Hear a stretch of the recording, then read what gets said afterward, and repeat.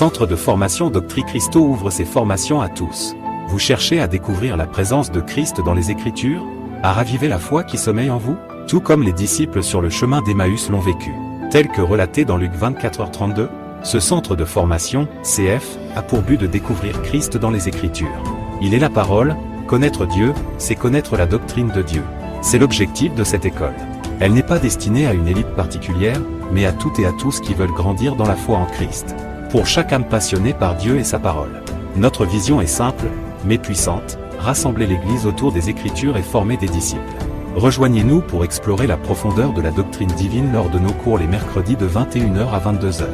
C'est ici que commence votre voyage vers une foi plus profonde et une compréhension plus claire de la parole.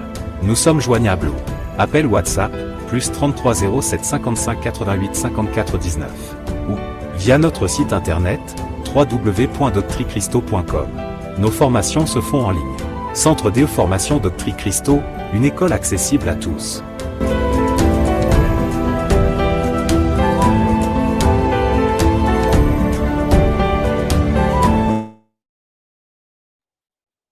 Seigneur, nous voulons te bénir. Nous voulons te bénir pour ce temps que tu nous accordes, de pouvoir encore étudier ta parole, de pouvoir encore approfondir les textes bibliques. Seigneur, nous savons que de par notre propre capacité, il est impossible de comprendre ne serait-ce qu'une virgule dans ta parole à donner. C'est toi qui illumines les yeux de nos cœurs, c'est toi qui permets. Et nous voulons t'inviter à ce cours. Nous voulons que tu touches, Seigneur, nos cœurs et que tu nous éclaires pour que, Seigneur, cette parole que nous allons recevoir donc ce soir puisse nous impacter, puisse nous transformer, puisse nous, voilà, nous pousser davantage à te connaître et à avoir le discernement, voilà ce qu'il faut pour te suivre, n'est-ce pas, comme des vrais disciples, Seigneur Adonai. Que tout ce qui peut être, Seigneur, philosophique, que tout ce qui peut être du raisonnement, que tout ce qui peut être du monde opère, Seigneur, soit éteint dans nos vies et que, Seigneur, seul ton esprit et seule ta vérité pénètre nos cœurs et nos vies pour que, comme la parole le dira, tu es la seule vérité, tu es le chemin, la vérité et la vie. Seigneur, nous voulons suivre uniquement cette vérité. Seigneur, permets à ce que, Seigneur, ces bien-aimés qui se sont connectés ce soir puissent être encore bénis, bénis chacun d'entre nous, et que, Père, nous puissions être véritablement des disciples à ton image et non des disciples à l'image de ce monde et non à l'image, tout simplement, du système religieux. Que toute la gloire te revienne dans le nom puissant de Jésus. Alléluia. Amen. Alors, aujourd'hui, donc, Amen, on va amen. commencer notre premier cours. On va dire ça comme ça, même si on a déjà vu pas mal d'enseignements. J'ai voulu qu'on reparte sur de nouvelles bases, comme on a voilà, de nouvelles personnes parmi nous. Et on va commencer sur un sujet très, très important, un sujet que j'ai intitulé donc, la doctrine de ce soir est intitulée donc la personne de Jésus, hein, la personne de Jésus-Christ, et notre réponse correcte envers lui. Alors, pourquoi ce terme est intéressant dans la mesure où, n'est-ce pas, tout commence par, euh, n'est-ce pas, le fait que tout bon disciple digne de ce nom, tout disciple qui a reçu le Seigneur, qui a reçu Jésus, n'est-ce pas, doit être capable de connaître la personne de Jésus. Pourquoi? Pour la simple raison que tout est christocentrique. La parole est christocentrique. Lorsque vous irez dans l'Ancienne Alliance ou encore l'Ancien Testament, et plus un terme que j'aime beaucoup, dans la première alliance, n'est-ce pas? Toute l'écriture de la première alliance parle de Jésus. Évidemment, de façon beaucoup plus complexe, beaucoup plus difficile, mais toute l'écriture de la première alliance ou de l'ancienne alliance parle de Jésus. Donc, en fait, vous devez comprendre que toute la Bible, que ce soit l'ancienne alliance, hein, des thèmes, vous allez souvent, on va souvent parler, on va souvent enfin, utiliser des termes comme ancienne alliance ou nouvelle alliance. En fait, c'est ce qu'on appelle l'ancienne alliance, c'est ce qu'on appelle souvent communément en fait l'Ancien Testament. Le terme Ancien Testament n'est pas correct en soi, en fait. D'accord? Parce qu'on ne peut pas, pour qu'il y ait, n'est-ce pas, un testament, il faut que la personne décède d'abord pour qu'il y ait le testament. n'est-ce pas? Donc, on ne peut pas parler de l'Ancien Testament alors que, voilà, le Nouveau Testament, au moment où l'Ancien Testament a été rédigé, n'était pas encore, voilà, rédigé. Donc, quand on parle de Ancien Testament, vous devez garder à l'esprit qu'on parle de l'Ancienne Alliance, pardon, ou la Première Alliance. D'accord? Donc, toute l'écriture de Genèse jusqu'à Apocalypse, hein, parle de Jésus. Tout est christocentrique. Donc, un chrétien, un homme ou une femme qui a reçu Jésus doit connaître qui est Jésus, finalement, parce que c'est sur lui que nous allons voir, Dieu va euh, tout déléguer. Hein. Il a plu à Dieu de tout confier à Jésus, justement. Voilà pourquoi il est le seul qui sauve. C'est vrai, souvent les gens sont scandalisés, hein. Les gens ne comprennent pas pourquoi voilà, le christianisme parle que de Jésus et on met Dieu de côté, alors qu'en réalité, n'est-ce pas, euh, il a plu à Dieu le Père de confier, n'est-ce pas, à son Fils, qui est également Dieu. Et évidemment, nous avons qu'un seul Dieu. Nous verrons toutes ces doctrines-là, bien évidemment, avec le temps. Mais il a plu à Dieu le Père de confier tout, n'est-ce pas, de mettre tout dans la main de son Fils. Donc, la personne de Jésus-Christ est notre réponse correcte envers lui. Pourquoi notre réponse correcte envers lui? Nous allons le voir. On peut accepter Jésus comme Seigneur Sauveur sans pour autant être disciple, sans pour autant être des véritables chrétiens. Voyez-vous, combien sont religieux, combien sont dans le système, combien, n'est-ce pas, ne sont pas engagés. On ne peut pas être engagé, on ne peut pas suivre Jésus, on ne peut pas être disciple, on ne peut pas être des chrétiens véritables si nous ne connaissons pas la personne de Jésus. Ça va? Oui, ça va. Ok. Nous allons prendre le livre de Jean, Jean chapitre 1. Jean chapitre 1, Jean chapitre 1, et nous allons lire donc à partir du premier verset. Je vais effectuer la lecture moi-même pour qu'on y aille vite. Alors, la parole dit ceci. Au commencement était la parole. La parole était avec Dieu. Ok. Au commencement était la parole. Et la parole était avec Dieu. Et la parole était Dieu. Verset 2. Elle était au commencement avec Dieu. Toutes choses ont été faites par elle. Et rien de ce qui a été fait n'a été fait sans elle. Je suis au verset 4. En elle était la vie, et la vie était la lumière des hommes. Le verset 5. La lumière, lui, dans les ténèbres, et les ténèbres ne l'ont point reçu. Ensuite, nous allons directement passer au verset 11. Verset 11 qui dit ceci. Elle est venue chez les siens, et les siens ne l'ont point reçu. Le verset 12. Mais à tous ceux qui l'ont reçu, à ceux qui croient en son nom, elle a donné le pouvoir de devenir enfants de Dieu, lesquels sont nés non du sang, ni de la volonté de la chair, ni de la volonté de l'homme, mais de Dieu. Alors, ces différents versets vont faire l'objet de notre étude pour bien comprendre la personne de Jésus. Et avant d'entrer jeu, j'aimerais donc vous parler d'un mot que je vais souvent qui va être souvent répété donc dans l'enseignement. Hein. Vous allez souvent m'entendre dire l'homme adamique, d'accord? C'est quoi l'homme adamique? C'est juste une expression ou un mot donc, qui vient donc du nom Adam, d'accord? Le premier homme créé par Dieu. Donc, quand quand on utilise ce mot, n'est-ce pas, que ce soit dans la théologie chrétienne, ben, c'est pour parler de l'homme pécheur, hein, l'homme de nature. Hein. C'est pour parler de l'homme sous la domination du péché. C'est pour parler de l'homme sous l'emprise, n'est-ce pas, du péché. C'est pour parler de la mort spirituelle. C'est pour parler du rejet de Dieu. C'est pour parler de la condamnation. En d'autres termes, l'homme adamique, n'est-ce pas, c'est un homme qui n'a pas de relation avec Dieu. n'est-ce pas? Nous sommes tous descendants donc de Adam, donc nous étions séparés spirituellement de notre Créateur. Tous les hommes sont morts spirituellement. C'est d'ailleurs ce qu'on appelle la mort spirituelle, parce qu'il y a trois dimensions de mort, trois types de mort. Il y a la mort spirituelle, donc tous les êtres humains sont morts spirituellement. Romains 3, le verset 23 dira, tous ont péché et sont privés de la gloire de Dieu. Donc l'humanité, n'est-ce pas, a été privée de la gloire de Dieu. Ou dirais-je, est privée de la gloire de Dieu, puisqu'il n'y a pas encore la restauration. Et bien évidemment, pendant ce temps, le Seigneur touche nos cœurs, le Seigneur touche nos vies, et nous renouvelons notre relation avec le Seigneur en attendant que, n'est-ce pas, l'humanité soit restaurée. Donc, il y a cet premier degré de mort qui est la mort spirituelle. Ensuite, il y a la mort physique, hein. Donc, la mort physique, c'est la séparation de notre enveloppe corporelle, n'est-ce pas, de l'esprit et l'âme. Tout être humain passe par là. Lorsque quelqu'un meurt, en fait, il n'est pas c'est pas une mort éternelle en soi. En fait, c'est juste une séparation. Il se sépare de ce monde.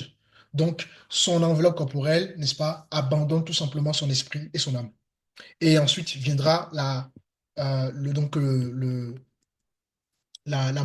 mort éternelle, d'accord? Justement, ce que le Seigneur essaie de nous éviter. La mort éternelle, nous verrons toutes ces choses, bien évidemment, avec le temps. Donc, lorsqu'on parle de l'homme adamique, on est en train de parler de l'homme séparé de Dieu. Et nous savons que, n'est-ce pas, chacun d'entre nous, nous avons été séparés de Dieu. Nous avons été séparés de Dieu. Pourquoi? Pour la simple raison que de nature, n'est-ce pas, nous sommes des êtres adamiques, donc des êtres nés d'Adam. Et chaque personne, vous devez le comprendre, est le produit de sa culture. Nous sommes le produit de notre culture. Il n'y a pas moyen d'y échapper. Avant la nouvelle naissance, avant que le Père ne nous attire à lui, parce qu'aucun être humain n'a la capacité d'aller vers Dieu. Jésus dira, les brebis entendent ma voix et ils me suivent. Voyez-vous? Donc, c'est Jésus qui touche, c'est Jésus qui attire. Et donc, avant cette rencontre profonde, cette rencontre sincère, cette rencontre véritable avec Jésus, n'est-ce pas? Nous sommes tous le produit de notre culture. Tous. Vous êtes nés et élevés dans un monde, n'est-ce pas, qui est dominé par Satan. Rappelez-vous, lorsque dans Matthieu chapitre 4, dès le début de la mission de Jésus, n'est-ce pas, l'Esprit va amener Jésus à jeûner. Et après ce jeûne, il va être tenté. Évidemment, ce n'est pas Dieu qui tente, d'accord? Dieu ne tente pas, mais Dieu permet des situations. Dieu a permis qu'il soit éprouvé. De la même manière que, n'est-ce pas, l'arbre de la connaissance du bien a été placé dans le jardin, plus l'arbre de vie a été, sont ces deux arbres qui ont été placés dans le jardin. Et il fallait que l'homme fasse son choix. Et donc, Jésus va être tenté par Satan dans Matthieu chapitre 4. Et Satan lui dit, ben, adore-moi parce que, euh, adore-moi pour que je te donne justement la clé de ce monde. Je te donne la gloire de ce monde puisque c'est à moi qu'il a été remis. Donc, temporairement, c'est Satan qui gouverne le monde. Évidemment, nous qui sommes donc touchés par le Seigneur, n'est-ce pas? Dieu nous épargne justement de la domination de Satan. Mais vous devez comprendre que c'est Satan qui domine le monde. C'est Satan qui gouverne le monde. Et donc, aucun d'entre nous n'est épargné justement de l'influence du monde. Nous avons été tous influencés par le monde, par le raisonnement du monde, par la façon de penser du monde, par la philosophie du monde, par les normes du monde. Nous sommes, n'est-ce pas, le produit de notre culture. Nous avons été élevés à certains endroits. Celui qui a été élevé, par exemple, en Chine n'aura pas la même attitude, la même compréhension des choses par rapport à celui qui a été élevé en Amérique. Donc, en fonction de l'endroit où on a été élevé, n'est-ce pas, nous sommes le produit de cet endroit qui nous a imparté. Les Français diront, je suis le produit de la France. Les Américains diront, je suis le produit de l'Amérique. Donc, nous sommes nés et élevés, voire même éduqués, n'est-ce pas, dans un certain type de christianisme. Pour ceux qui ont grandi religieusement dans une famille chrétienne, n'est-ce pas, paganisée, depuis euh, tout petit, eh ben, vous devez comprendre que vous êtes également le produit de ce christianisme paganisé, de ce christianisme religieux.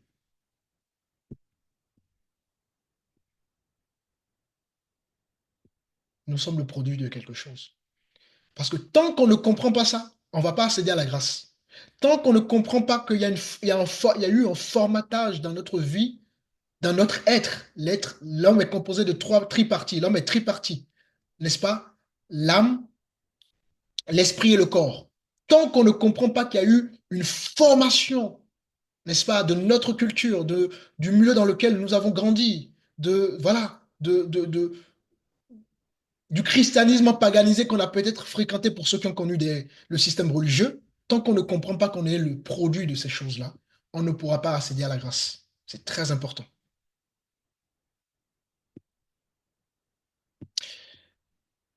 Nous sommes dans le livre d'Éphésiens, rapidement, pour confirmer ce que je suis en train de vous dire.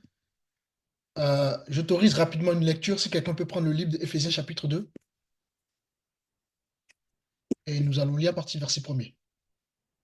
Bien évidemment, nous gardons donc le livre de Jean ouvert.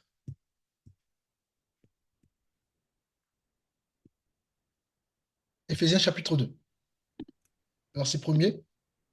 Dans lequel vous marchiez autrefois, selon le train de ce monde, selon le prince de la puissance de l'air, de l'esprit qui agit maintenant dans les fils de la rébellion. Amen. Nous, Donc là, on nous dit, vous étiez, hein, je rappelle que ici, c'est lorsqu'il est d'état, d'accord? Lorsqu'il est être. Et bien évidemment, ce verset s'adresse aux chrétiens, hein, aux véritables disciples du Seigneur. Et la Bible dit, vous étiez, en parlant des disciples du Seigneur, vous étiez morts par vos offenses et par vos péchés dans lesquels vous marchez autrefois. Donc autrefois, n'est-ce pas? Nous étions dans ce, comment dirais-je, nous marchions différemment, nous pensions différemment. D'accord? La vie qu'on menait autrefois, n'est-ce pas, était une vie qui était en contradiction avec la vie chrétienne, la vie de Christ. Et la Bible dit, vous étiez morts par vos offenses et par vos péchés dans lesquels vous marchiez autrefois, selon le train de ce monde. Donc, autrefois, chacun d'entre nous, n'est-ce pas, nous étions sous l'influence, n'est-ce pas, du train de ce monde, c'est-à-dire Satan. Hein, c'est Satan qui gouverne le monde. D'accord? C'est juste une expression pour, euh, pour, euh, pour, pour dire que, en fait, c'est Satan qui gouverne. Selon le train de ce monde, les amis, c'est Satan. Et vous et moi, nous étions sous l'emprise justement de cette vie-là. Et la Bible continue, selon le prince de la puissance de l'air. Donc, on attribue bien une puissance à Satan. Donc, c'est-à-dire que Satan a bien un pouvoir reconnu par les Écritures. Et si nous continuons, de l'esprit qui agit maintenant dans les fils de la rébellion. Le verset 3. Nous tous aussi, nous étions de leurs membres et nous vivions autrefois selon les convoitissements de notre chair. Alors, pour revenir à ce que je disais, les amis, nous sommes tous le produit, n'est-ce pas, de ce que le monde nous a inculqué. Tous, sans exception. Il n'y a qu'à regarder la façon dont nous nous habillons, notre coupe de cheveux, notre façon de parler, de nous exprimer. Regardez par exemple la jeunesse aujourd'hui. La jeunesse, c'est wesh, wesh, wesh. Donc vous voyez qu'il y a une influence dans le monde.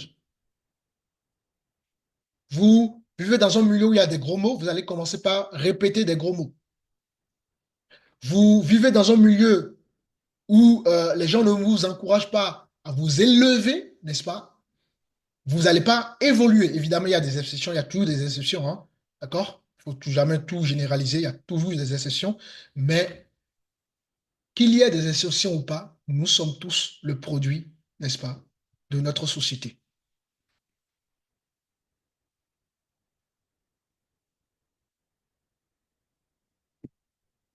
Est-ce que ça va jusque-là? Je peux continuer? Oui, ça va passer. OK. Amen, amen. Et je vais même aller encore plus loin. Je vais aller plus loin que juste le physique. Nous sommes, pour ceux qui ont connu le système religieux, pour ceux qui n'ont pas connu ce système-là, gloire à Dieu, mais ceux qui ont grandi dans certaines églises, voilà, vous savez de quoi je parle. Voilà, ceux qui ont grandi dans certains milieux, dans certains systèmes religieux, vous devez comprendre que vous êtes également le produit de ce système-là. Parce que quand on grandit dans une église où la parole, Christ n'est pas prêché correctement, n'est-ce pas? Quand on grandit dans une église où c'est l'homme qui est mis en avant, où tout est centré sur l'homme, voyez-vous, eh ben, vous serez justement le produit de ce que vous avez reçu. Et donc, forcément, votre foi, n'est-ce pas, est biaisée. Vous n'aurez pas la compréhension des Écritures comme il faut. Voilà pourquoi, n'est-ce pas, il y a des chrétiens qui ont des carences spirituelles dans leur vie. Je vous donne un exemple, par exemple, il y a des chrétiens qui disent que comme Dieu est amour, donc Dieu ne juge pas. Comme Dieu est amour, donc Dieu permet tout. Voyez-vous, alors que non. C'est juste une compréhension des Écritures en réalité, parce qu'ils n'ont pas été correctement enseignés. Parce que quand on est correctement enseigné, on comprend que Dieu est amour, mais il est aussi juge.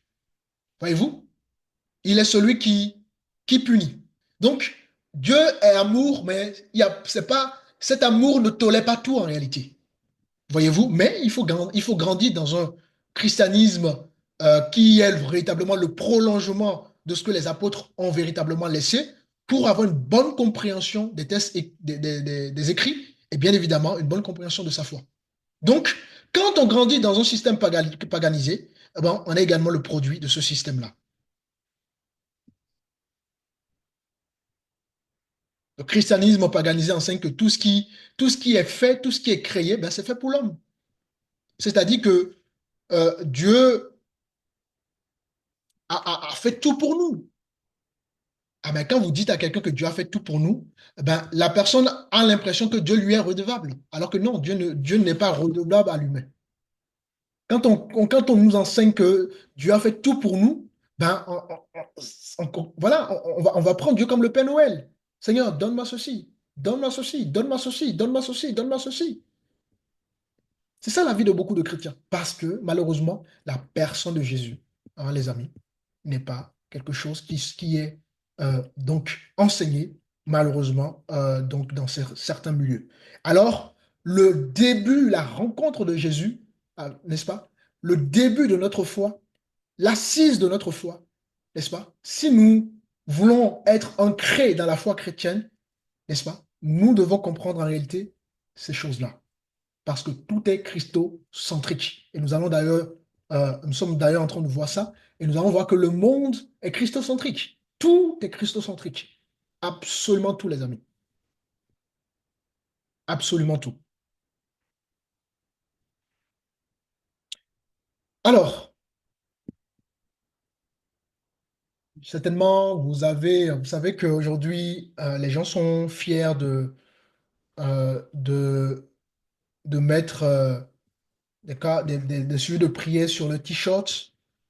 Lors des évangélisations, on va voir généralement des gens qui portent des t-shirts, qui mettent Jésus sauve, Jésus ceci, Jésus cela. Et on est fiers de porter, n'est-ce pas, des t-shirts au nom de Jésus. On est fiers euh, de, euh, de, euh, de parler, parfois même, il y a des gens qui sont très sincères hein, quand ils parlent de Jésus.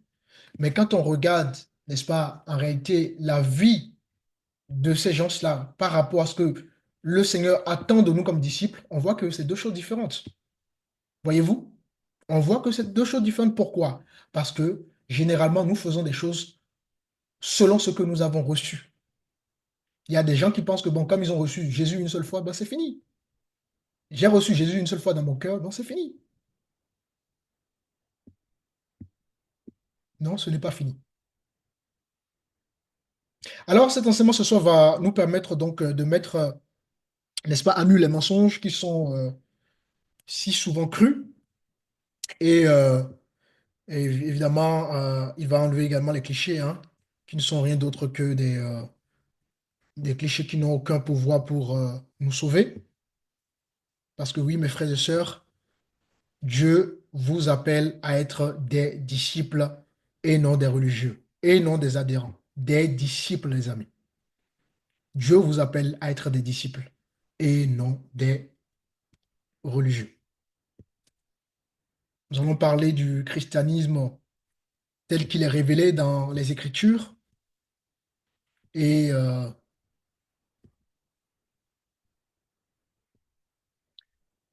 et voilà.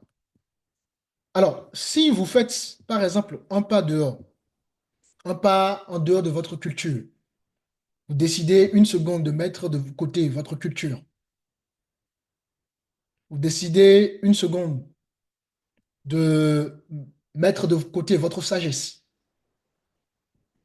si vous faites un pas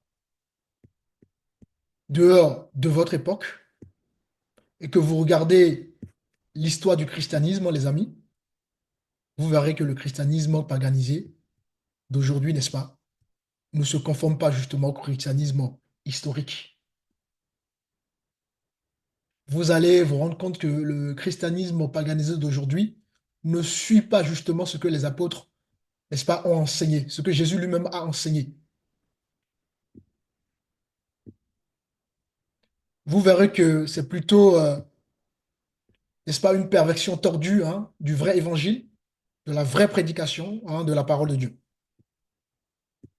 Alors, vous devez comprendre que si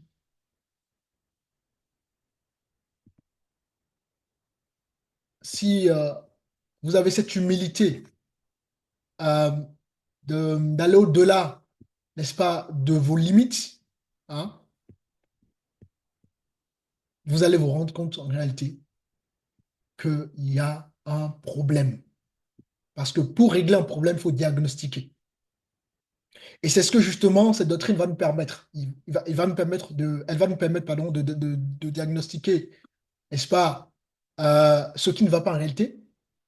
Et ensuite, elle va nous introduire sur le bon chemin de la foi.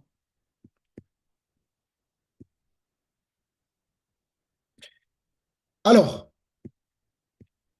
je veux que nous regardions un des passages les plus mal compris de toute la Bible. Donc, nous sommes au verset 11 de Jean chapitre 1.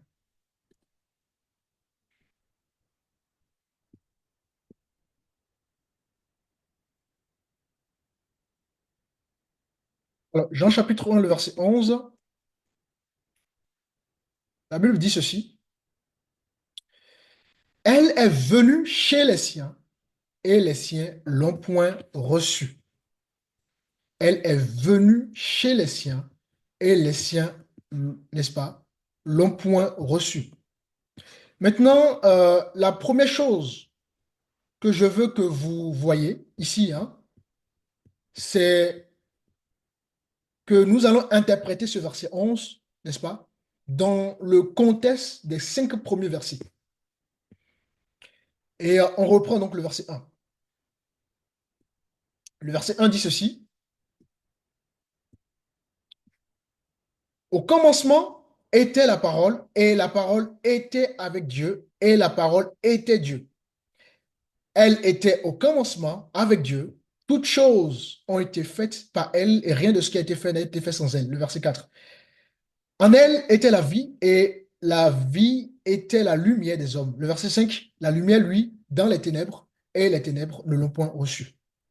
Donc, pour bien comprendre le verset 11, il faut que ça soit contextualisé selon ces 5 versets-là. Et regardez celui qui est venu sur terre, selon donc les différents versets que nous avons lus. Regardez ce qui est dit sur lui.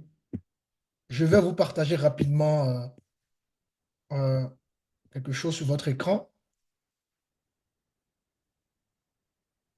Est-ce que tout le monde voit? C'est bon? Vous voyez tous? C'est bon. Merci. Oui, Ok, très bien. Donc, regardez. Nous voulons comprendre donc le verset 11. La Bible dit que celui qui est venu sur terre, n'est-ce pas? Évidemment, c'est le Seigneur, hein, à la personne de Jésus. Regardez ce qui est dit sur lui. Il est dit qu'il était quoi? Au commencement. Ensuite, il est dit qu'il était avec Dieu. Ensuite, il est dit qu'il était quoi? Dieu. Donc, il y a trois choses à retenir par rapport, n'est-ce pas, à celui qui est venu sur terre. Il était au commencement, il était avec Dieu et il était Dieu. Est-ce que vous comprenez ça? Oui, La on personne qui est comprend. venue sur terre, ce n'est pas une personne mineure. Une personne mineure apparaissant sur la scène de l'histoire. Non, les amis. La personne qui est venue sur terre, ce n'est pas simplement un enseignant ou un prophète. Il y a certains milieux religieux où Jésus est au rang de prophète sans plus. Non, les amis, ce n'est pas simplement un prophète. La Bible dit qu'il est le Dieu de l'univers. Le Dieu de l'univers, mes chers amis. Il est le centre de toutes choses. Il est le centre de toutes choses, la personne qui est venue sur terre, que les hommes ont reçu, que l'homme doit recevoir, l'homme adamique, n'est-ce pas, est appelé à recevoir. En d'autres termes, toute personne qui veut être disciple du Seigneur, qui veut suivre le Seigneur, n'est-ce pas, doit comprendre que Jésus n'est pas une personnalité mineure. Il n'est pas n'importe qui. Jésus n'est pas juste un prophète, n'est-ce pas? C'est le Dieu de l'univers. Il est le centre de toutes choses, les amis. Jésus est le créateur de chaque respiration que vous prenez. Comment dirais-je, il est le créateur du ciel et de la terre. Il a le droit sur tout. Il a le droit sur ma vie, sur votre vie, sur tout. Il peut demander absolument n'importe quoi, les amis. Pas seulement du monde, mais de vous.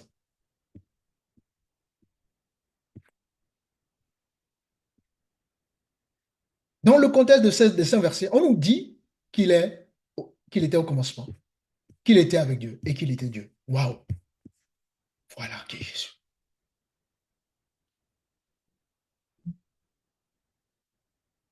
Et pour revenir donc dans le verset 11, la Bible dit, elle est venue chez les siens et les siens ne l'ont point reçue. Évidemment, pour ceux qui ont déjà suivi les enseignements niveau 2, vous allez voir que la façon de, de, de dispenser l'enseignement du niveau 1 est un peu différent de ce qu'on a l'habitude de faire. Parce que là, c'est vrai que sur le niveau 2, on va rentrer plus dans la théologie, tout ça, et vraiment, bon, c'est un peu, voilà, ça va être un peu plus pédagogique. Et là, comme c'est le niveau 1, l'idée du niveau 1, c'est de bien assimiler qui est Jésus, c'est de bien comprendre, n'est-ce pas, qui a donné sa vie pour nous. C'est de bien asseoir sa foi en Christ.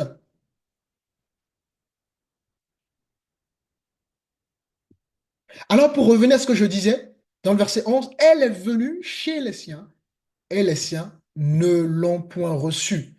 Alors, les siens n'ont pas reçu qui? Ben, celui qui était au commencement, celui qui était avec Dieu et celui qui était Dieu.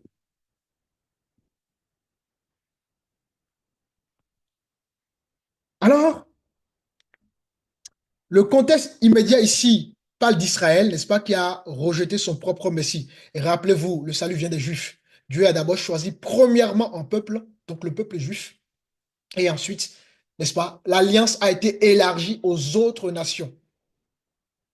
D'ailleurs, vous allez voir, lorsque Jésus était né, il y a eu des mages qui vont aller à la rencontre justement qui vont rendre visite à Marie, à Joseph, d'accord? Et ils viendront avec de l'or, avec de l'accent, avec, voilà, avec des présents. Donc, déjà à partir de là, on comprend que, n'est-ce pas, je préparais déjà, n'est-ce pas, l'élargissement de l'alliance des Juifs. Donc, oui, nous avons Dieu qui a d'abord choisi un peuple Et à partir de ce peuple-là, n'est-ce pas, Dieu a touché d'autres peuples. Voilà quoi. Voilà pourquoi il ne faut pas ce genre de discours qu'on a souvent, surtout en Afrique, hein, où les gens disent non, la Bible c'est pour les Français, c'est pour les Blancs, la Bible c'est pour les Blancs. C'est une incompréhension réellement, n'est-ce pas, de, voilà, des textes bibliques. Il ne s'agit pas ici, n'est-ce pas, de race, ni de nationalité. Il s'agit ici d'un Dieu qui est, n'est-ce pas, le maître de l'univers. La France est à lui. Le Bénin est à lui. L'Amérique est à lui. Tout est à lui. Ma vie est à lui. Mon entreprise est à lui. Mon mari est à lui. Mon épouse est à lui. Mes enfants sont à lui. Tout est à lui. Mon âme est à lui. Mon esprit est à lui.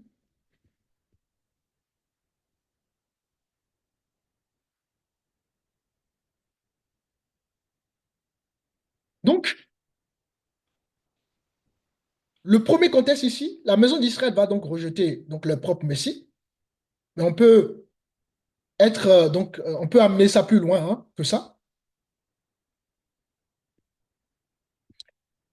Nous sommes toujours dans le verset, la Bible dit, dans dans le verset 11 toujours, ou même on va prendre oui, on va prendre le verset 11. On est tous dans le livre de Jean, hein, Jean chapitre 1. Elle est venue chez les siens et les siens ne l'ont point reçue.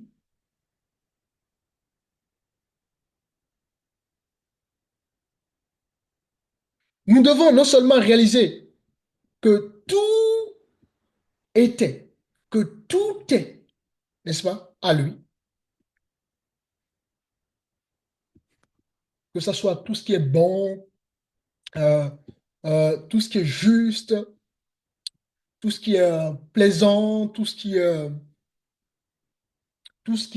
excellent, hein, tout ce qui est beau, chaque chose est en lui. Chaque respiration, n'est-ce pas, prise est à notre Seigneur Jésus, celui qui est le chemin, la vérité et la vie.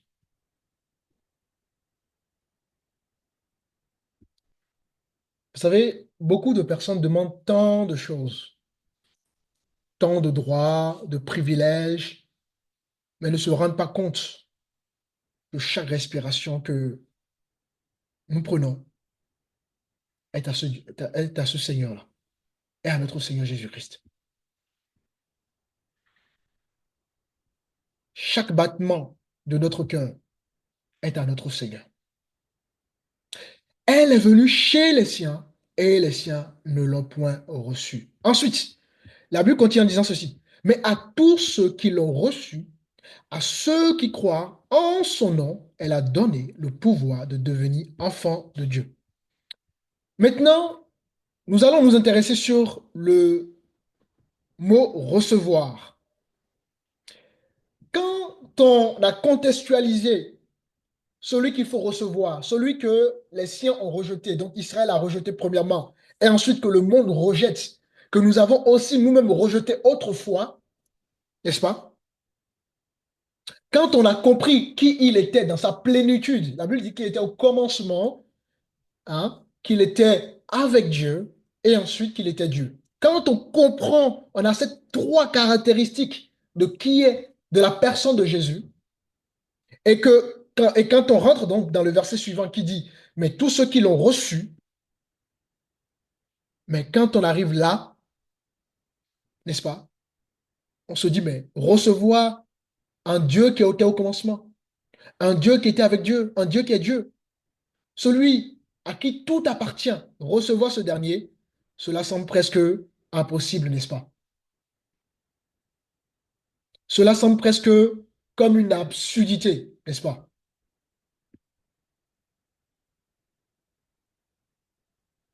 Parce que, rappelez-vous que dans le verset 1 et 3, on va relire, hein, il est dit que celui qui est venu est Dieu. Et dans le verset 2, il est dit, et il était quoi? Au commencement avec Dieu. Et ensuite, le verset continue en disant, tout a été fait par lui, et rien de ce qui a été fait n'a été fait sans lui. Est-ce que vous lisez avec moi les versets? Ça va? Vous lisez avec moi les versets? Oui. Ok. C'est bon pour tout le monde jusqu'ici? Oui, oui, ça va, ça va. Amen. Amen. Amen, pasteur. Ok. Donc, quand nous lisons ces différents points, n'est-ce pas?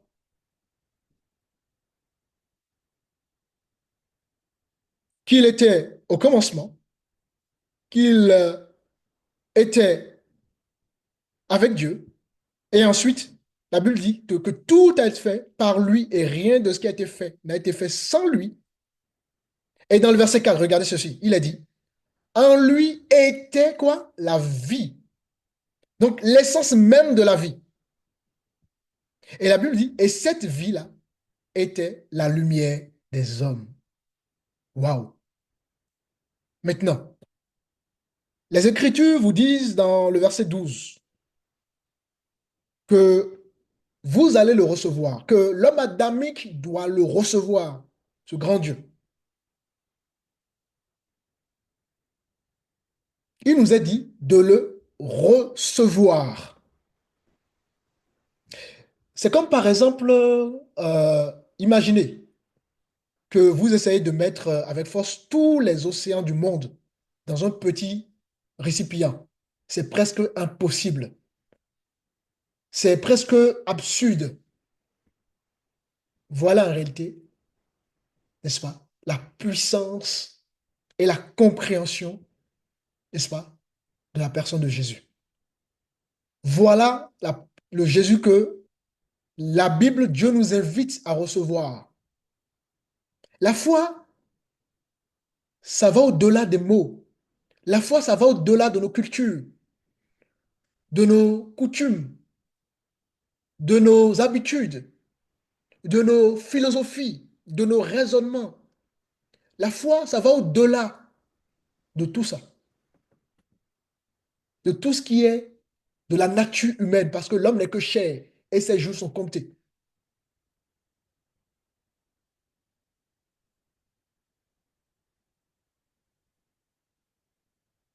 Mais à tous ceux qui l'ont reçu, qu'est-ce que cela signifie? Qu'est-ce que cela signifie? Ne venez pas avec moi, ne venez pas à moi avec des enseignements ou la théologie que vous avez reçue. Je veux regarder votre enseignement, n'est-ce pas? Que ce soit un enseignement théologique à travers la pratique. Beaucoup ont des versets bibliques dans le cœur, dans le cerveau, mais n'ont pas la pratique. Beaucoup prétendent être des chrétiens, mais n'ont pas la pratique. Beaucoup prétendent être des disciples. Le disciple-là, c'est appartenir à quelqu'un, n'est-ce pas? Mais n'ont pas la pratique. Imagine, tu dis à une femme que tu l'aimes, mais tu n'as pas la pratique. Aucune fleur, aucun je t'aime, aucun moment, aucune surprise, il n'y a rien. Mais tu lui dis que tu l'aimes. Mon frère, si tu aimes ta femme, tu dois être capable, n'est-ce pas, de l'exprimer. Évidemment, chaque homme est différent, chaque homme va exprimer ça différemment, mais il y a ce côté-là, il faut exprimer ce que nous ressentons. Il faut l'expression de ce que nous ressentons.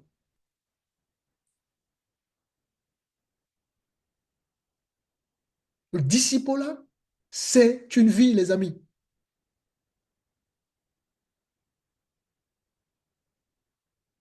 Et si vous allez dans n'importe quelle réunion évangélique, n'est-ce pas, qu'il y a presque partout maintenant en France ou aux États-Unis ou même en Afrique, au Bénin, au Cameroun, tout ça, hein?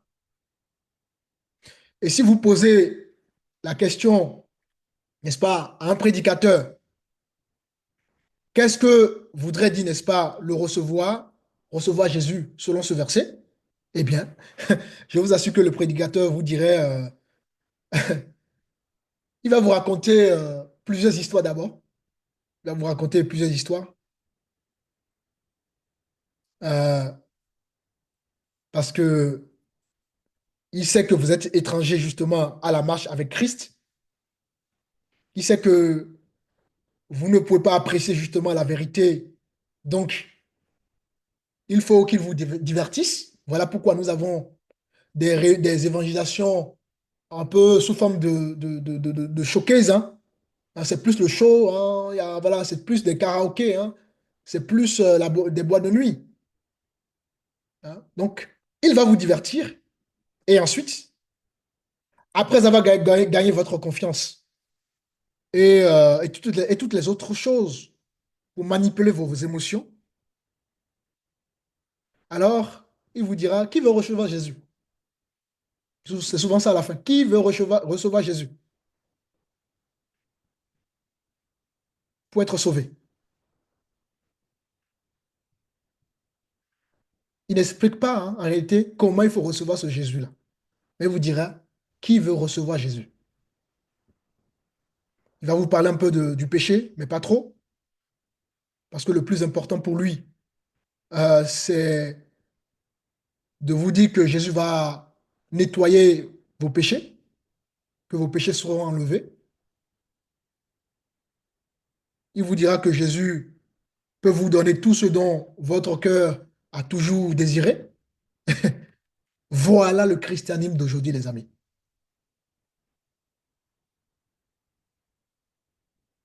Et pour manipuler, parce que ça va très loin, hein, ça va plus loin que ça, hein.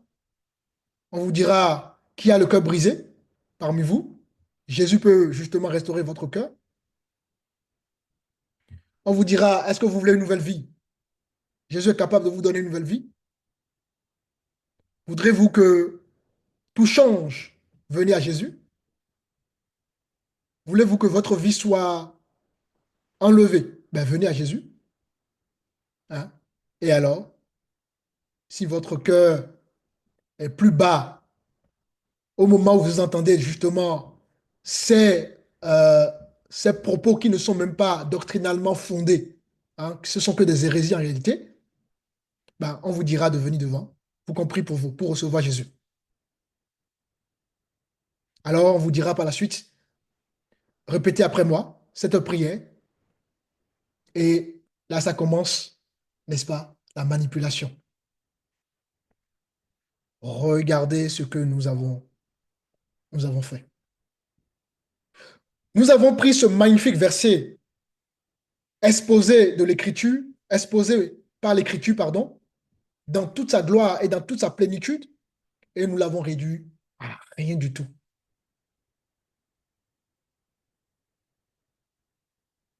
Nous l'avons réduit à, si vous voulez que votre vie soit réparée, alors dis cette prière après moi. Et si vous le faites, on vous assurera, n'est-ce pas, qu'il est entré dans votre cœur. À la conséquence, après cette réunion avec beaucoup d'émotions, n'est-ce pas, c'est fini. Les gens oublient Dieu. Il n'y a pas de vie.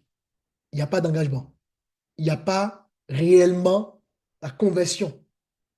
Alors, c'est ainsi qu'on se retrouve, n'est-ce pas, à exprimer une certaine frustration parce qu'on se rend compte qu'on loue un Dieu qui n'agit pas. On se rend compte qu'on est en train de suivre un Dieu et il n'y a pas d'expérience derrière. On se rend compte qu'on est en train de faire des efforts alors que tout est grâce. Nous n'avons pas des efforts à fournir en réalité, justement, parce que la foi, ce n'est pas le mérite, c'est une grâce. On finit par se rendre compte que cette vie chrétienne est difficile, parce que oui, c'est vrai. Enfin, je dis c'est vrai. Parce que, ben oui, nous-mêmes, on fait les choses par nous-mêmes, donc forcément, on est épuisé. Voilà, les amis, les conséquences euh, des mauvais enseignements que nous recevons. Parce que les gens, on n'apprend pas aux gens, n'est-ce pas, qui est Jésus.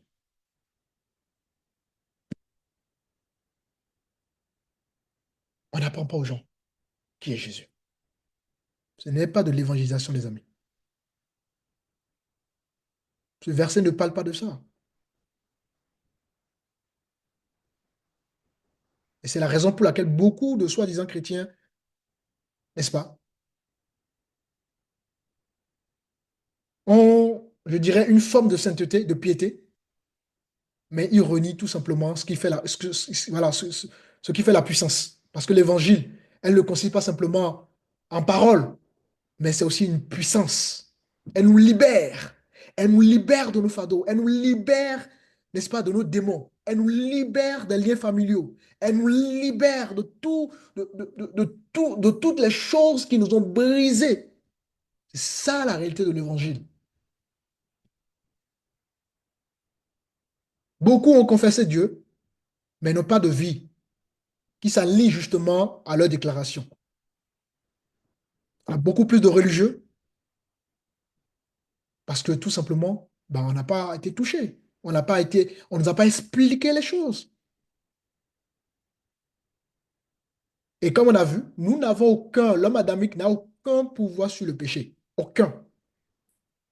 L'homme adamique n'a aucun désir pour la sainteté. Seul Dieu est capable d'opérer des choses inimaginables. Parce que nous sommes des êtres terrestres. Et ce qui est de la terre ne peut pas désirer ce qui est d'en haut. La Bible dit que la chair est faible, mais l'esprit est disposé.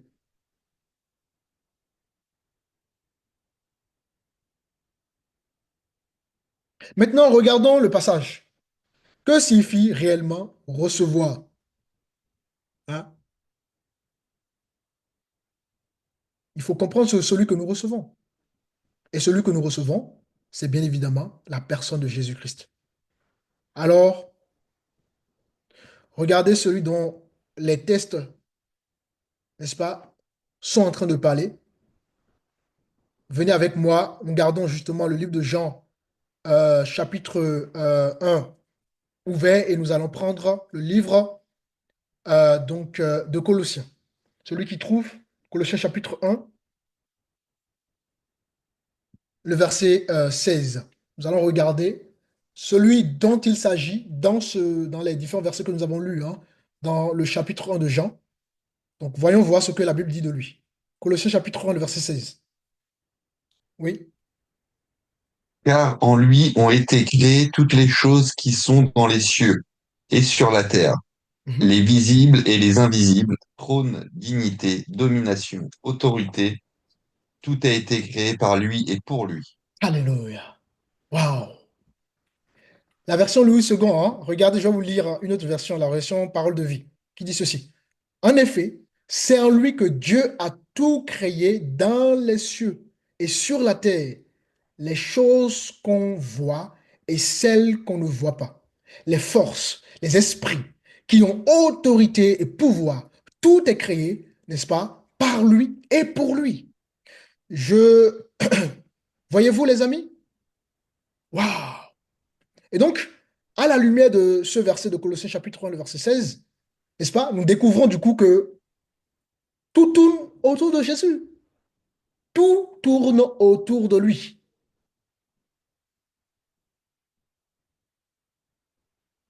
C'était le bon plaisir de Dieu, n'est-ce pas, de faire tout ce qu'il a, tout ce qu'il a été, tout ce qu'il lui a donné. C'était le bon plaisir de Dieu. Dieu a fait tout à travers son Fils. Il a plu à Dieu d'exalter son Fils. Il a plu à Dieu de donner à son Fils le nom qui est au-dessus de tout nom. D'ailleurs, on va prendre rapidement encore un autre verset. On revient sur Colossiens. Nous sommes cette fois-ci dans Philippiens chapitre 2. Veuillez me lire le verset 9.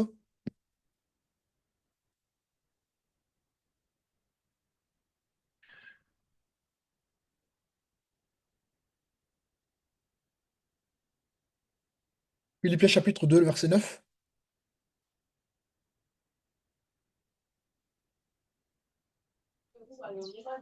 C'est pourquoi aussi Dieu l'a souverainement élevé Mhm. et lui a donné le nom qui est au-dessus de tout nom.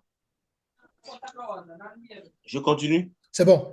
Donc, vous voyez, les amis, vous devez comprendre que cet univers, n'est-ce pas, n'a pas été créé pour vous. Dieu n'a pas créé ce monde pour nous, les amis. Il a été créé pour son Fils. pour lui. Tout, absolument tout.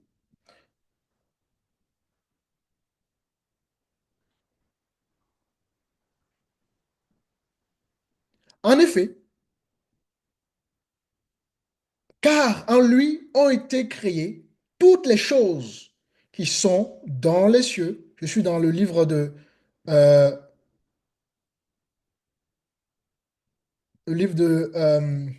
Philippiens, hein, d'accord? Colossiens, pardon. Colossiens chapitre 1, le verset 16. Alors, car en lui ont été créées toutes les choses qui sont dans les cieux, sur la terre, les visibles, les invisibles. Trône, dignité, domination, autorité, tout a été créé par lui et pour lui. Donc, le monde que nous voyons, ce monde physique a été créé pour qui? Pour son Fils. Le monde spirituel a été créé pour qui? Pour son Fils. Or, le monde physique renferme quoi? Bah, tout ce que nous connaissons, y compris même les êtres humains.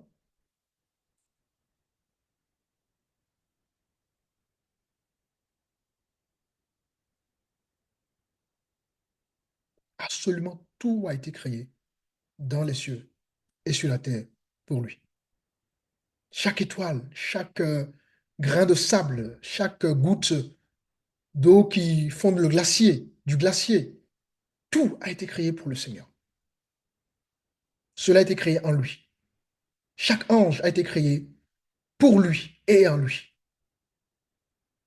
Même chaque être dont nous ne pouvons pas comprendre la gloire et que nous ne pourrions pas le décrire avec un langage humain a été créé, n'est-ce pas, pour lui. Chaque créature dans les cieux a été créée, a été faite pour une seule raison, pour lui, celui qu'on appelle Jésus-Christ, Yoshua Amashia. Vous voyez ça, les amis? Tout pour lui. Donc, ce qui est visible, ce qui est invisible, et pas seulement des créatures, hein, des créatures mineures, hein. Trône, souveraineté, principauté, autorité, quoi que ce soit, n'est-ce pas, dans les cieux et sur la terre, à qui a été accordée donc une autorité, a reçu l'autorité sur lui et pour Jésus, notre Seigneur. Donc, Dieu a tout fait pour le bon plaisir de son Fils.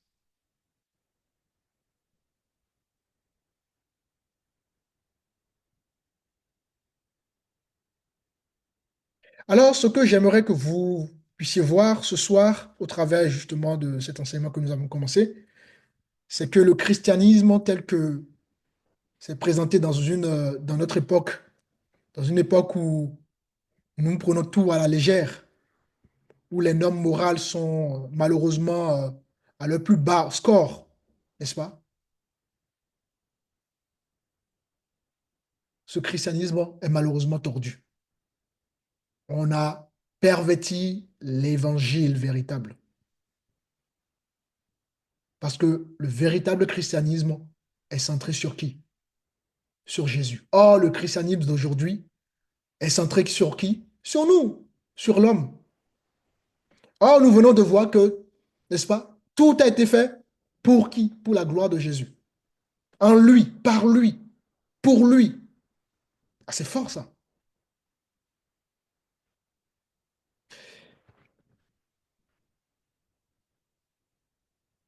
C'est fort. Les gens nous diront, ah, vous savez, vous avez une belle vie. Vous avez une vie merveilleuse. Vous avez une magnifique femme, un beau mari, des enfants. Vous avez une belle maison, un beau boulot. Il ne vous manque qu'une petite chose. Vous avez besoin de Jésus pour rendre votre vie, n'est-ce pas, complète. Nous entendons souvent ça, hein, dans les enseignements, dans les discours des gens, des prédicateurs. Les gens vous diront que vous avez besoin de Jésus pour que votre vie soit parfaite. Alors que, en réalité, ce qu'il faut comprendre, c'est que on est en train de voir, hein, c'est qu'en dehors de Jésus, en dehors de notre Seigneur de Jésus-Christ, n'est-ce pas? Tout dans notre vie est absolument absurde. Une vie sans Jésus est une vie de néant. Ici, dans le livre de Colossiens chapitre 1, lorsqu'il est dit, toutes choses ont été créées en lui, d'accord? Cela peut aussi être traduit euh, par toutes choses, n'est-ce pas, ont été créées au-dedans de lui. Donc tout ce qui n'est pas au-dedans de lui, ça n'a plus de valeur. Tout ce qui n'est pas à lui n'a plus de valeur. Christ est absolument tout. Et en dehors de lui, mes frères et sœurs, rien n'a de la valeur. Parce que dans la pensée de Dieu, il a plu à Dieu, n'est-ce pas, de tout créer en son Fils, pour lui, pour sa gloire. Il n'y a rien en dehors du Christ. Tout est à lui. Alors, tout est absurde, tout est vain, tout est de la fumée. Hein? D'ailleurs, qu'est-ce que nous dit Ecclésias chapitre 1? Quelqu'un peut me lire rapidement le verset 2, s'il vous plaît? Comble de l'inconsistance, dit l'Ecclésiaste. Comble de l'inconsistance, tout n'est que fumée. Voilà. Alléluia. D'autres versions Amen. parlera, tout est vanité, tout n'est que fumée, les amis. Une vie sans Jésus est une vie de néant, de vanité. Parce que ce qui est en dehors de Jésus n'a plus de valeur. La vie qui est basée sur l'homme, centrée sur l'homme, l'évangile qui est centré sur l'homme, n'est-ce pas, n'est qu'une fumée.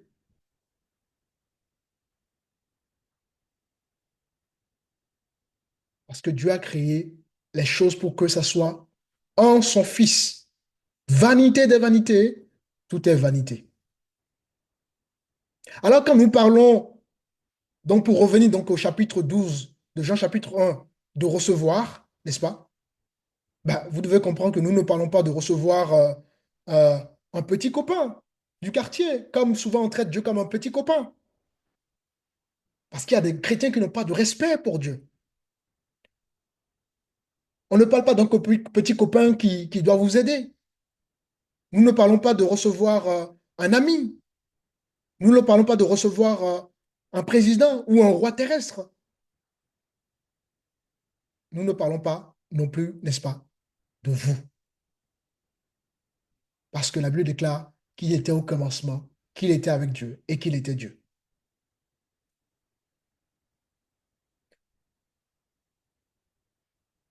Nous ne parlons pas de ce Jésus qui fait que tout va bien chez nous. Nous ne parlons pas, n'est-ce pas, de quelqu'un qui a peut-être, à un moment donné de l'histoire, a eu un bon renommé et c'est fini. Nous ne parlons pas de ça. Nous parlons, n'est-ce pas,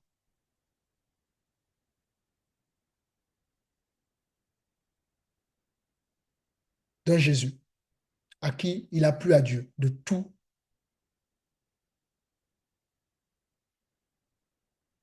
lui donner. Combien de gens ont reçu Jésus par une incantation ou par toute une petite prière, Seigneur, je te reçois, Amen.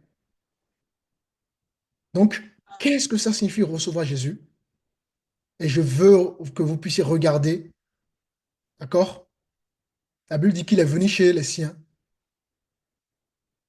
et les siens ne l'ont pas reçu. Mais à tous ceux qui l'ont reçu, à ceux qui croient en son nom, elle a donné donc le pouvoir de devenir enfant de Dieu.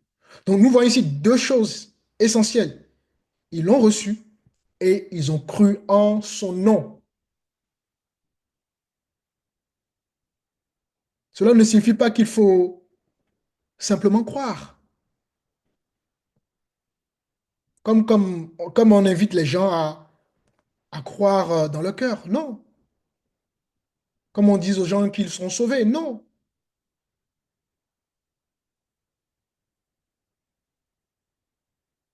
Cela signifie qu'ils ont cru en son nom, qu'il faut croire en son nom, et ensuite qu'il faut croire à toute l'écriture, à tout ce qui vient de lui. Nous devons croire en tout, sans trier, sans rejeter.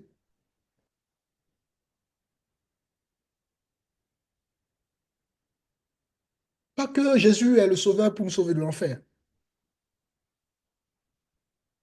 Comme s'il fallait prendre un ticket pour être sauvé. Ou comme s'il fallait prendre une corde de sécurité pour... euh, voilà. Une fois qu'on prend la corde de sécurité, ben, on la prend pour une fois pour toutes. Non, c'est pas ça. Et ensuite, on oublie. Non, c'est pas ça. Une fois qu'on a reçu Jésus par une petite prière, c'est fini, on oublie. Non, ce n'est pas ça. Nous devons croire en celui à qui Dieu a tout donné, tout confié. Et, n'est-ce pas, croire à toute l'écriture, à tout ce qui est dit de lui. Jésus lui-même dira que l'ancienne alliance parlait de lui, n'est-ce pas? Moïse parlait de lui. Donc toute l'écriture est christocentrique et l'univers est christocentrique.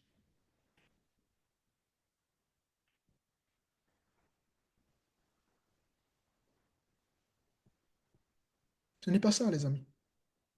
Croire en Jésus, c'est croire en tout, à tout ce que l'écriture dit de lui. Alors, Jésus est absolument tout. Il n'est pas une partie de notre vie. Il n'est pas notre vie. Il n'est pas seulement notre vie dans le microcosme, non. Il est la vie de tout. Et en dehors de lui, nous n'avons aucune vie, n'est-ce pas, qui ait de sens. Aucune vie. Parce que tout est vanité. Tout ce qui n'est pas en Christ est une vanité. Notre volonté est à lui. Parce qu'il est absolument tout. Donc, on va d'abord s'arrêter là. Et nous allons poursuivre la personne de Jésus. Donc, si Dieu le permet, le mercredi prochain, par la grâce de Dieu. Est-ce que, donc, il y a des questions?